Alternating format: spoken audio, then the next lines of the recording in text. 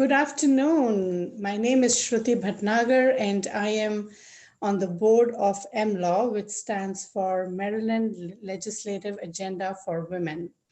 And I'm very excited to share that this is our first podcast. And today, our guest is the founder and president of MLAW, Michael Cohen. Hi, Michael. How are you doing today? Hi, Shruti. I'm so excited about our new podcast, and I'm so excited to have you as our first guest.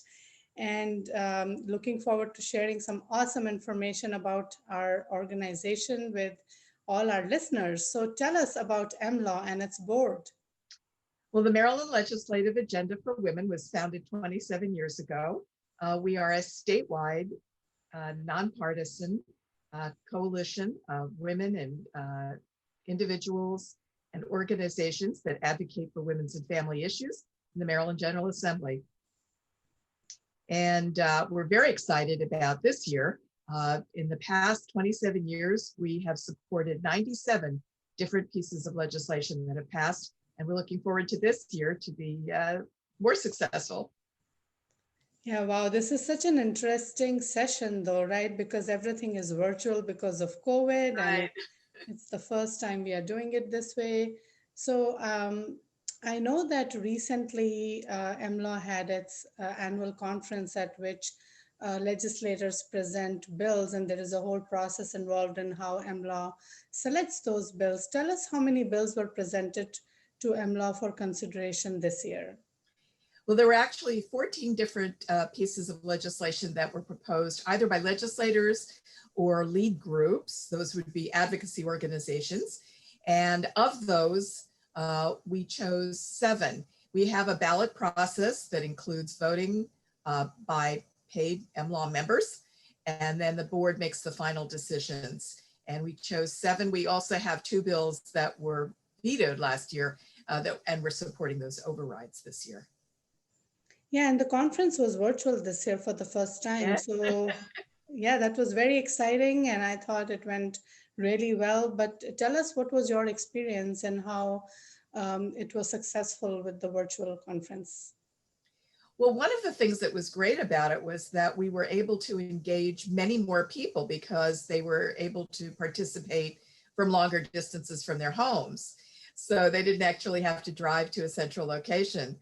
And that was very exciting. So we were really able to expand the participation this past year.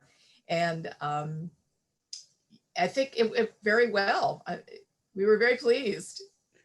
Yes, I think that's something that could be a model for the future as well.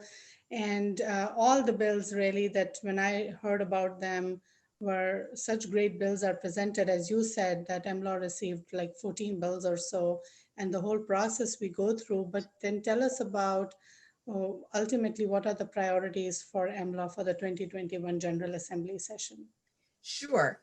And I'm just going to read the name of the bills, and people who are interested can go to our website and find out more about them.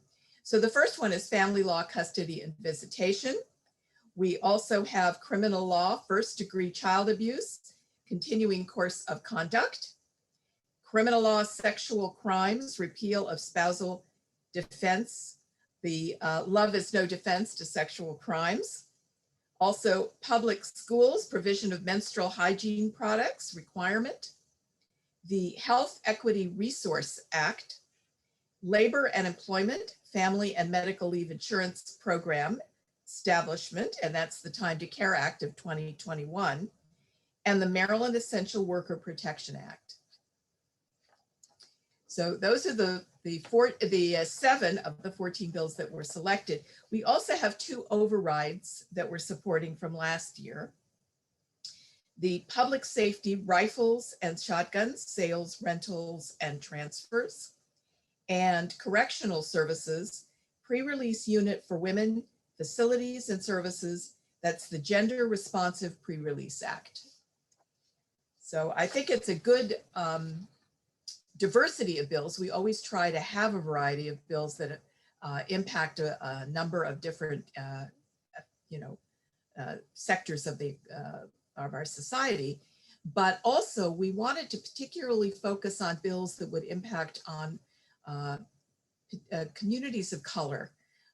We have a very strong statement of anti-racism, and we wanted to make sure that the bills we chose would have a positive impact on those communities. Yeah, thank you for sharing that, Michael. That's excellent information. And I'm so glad that you mentioned about the core values of MLAW that are based on equity and supporting laws that are going to impact communities of color. It's so important what MLAW is doing, and I'm so proud to be a board member of MLAW and the incredible work the board is doing. So thank you for your leadership on that. And tell us what message you would like to share with our audience today. How can they support MLAW? Well, I think, obviously the importance of MLAW is that it uh, coordinates the advocacy for and harnesses the power of women, particularly, and their male allies, to advocate for these kinds of women's issues that may not get as much attention as many other issues before the General Assembly. And so joining with MLAW gives people a lot of great information. We send out legislative alerts on all of these bills so that people can contact their legislators and let them know how they feel, particularly if they support these bills. And that's really powerful. Legislators want to hear from their constituents, and this is a way that people can get the information they need in order to do that kind of advocacy. So we encourage people to get on our mailing list, to join MLAW, to support us, to come to our events and learn more about the legislation, and then contact their legislators. They can call, they can email, they can text, they can write letters. They can certainly even provide testimony.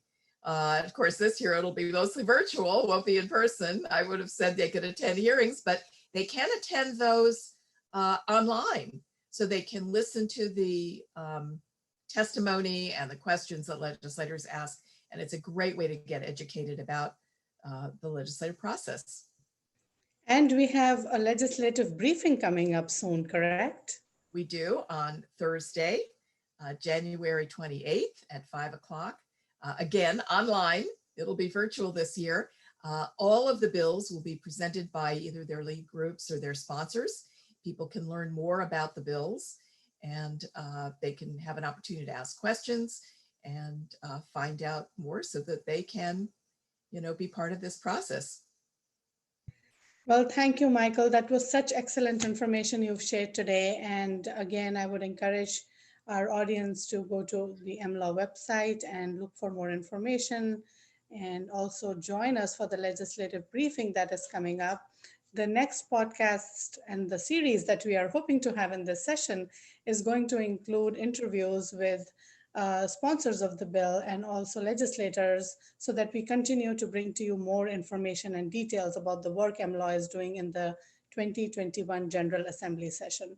Well, thank you, listeners, and thank you, Michael. This was a great conversation, and we hope to have you back soon. But a message for everyone is stay engaged and support MLAW, because we are doing important work that affects communities of color and women issues, and your support is very much appreciated. Have a good day, everyone. Take care.